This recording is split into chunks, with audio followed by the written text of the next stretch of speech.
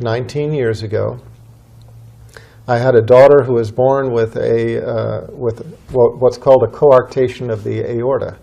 It's a lethal problem, meaning that a child born with this condition most often dies, and they usually die in a particularly bad way, meaning that they have open heart surgery, and then a few years later they repeat the open heart surgery, and then a few years later they repeat it. As the child is growing, they have to increase the size of the graft, and in the end these children die. So this was the first time when I got the news of her condition. This is the first time in my life I felt I had no control. I couldn't do anything about this situation.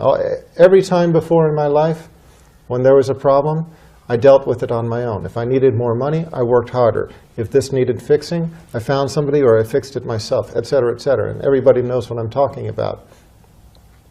When this baby was born, her name was Hannah, she went straight to the intensive care unit.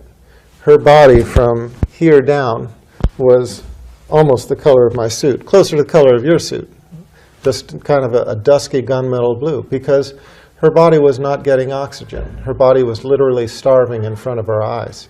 Oxygen starved in front of our eyes. And that part of her body was literally dying. And when I saw that, like I said, it was the first time in my life that I needed to turn to some greater power. I was atheist up until then. I had been raised in a family that was basically Quaker, one of the Protestant sects, but not practicing. And I myself had never taken on any religion. So I had to leave the intensive care unit because they brought in a team of doctors, a team of specialists in the field. And while they were doing their thing, I just went to the prayer room. And for the first time in my life, I really prayed. And I prayed kind of the typical atheist prayer. There's a prayer called the prayer of the skeptic.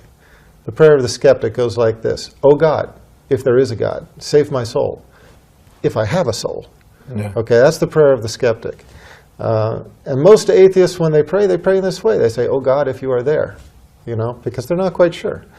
And that's basically what I prayed. I just said, "Oh God, if you're there, I don't know if you're there or not, but if you are, I need help."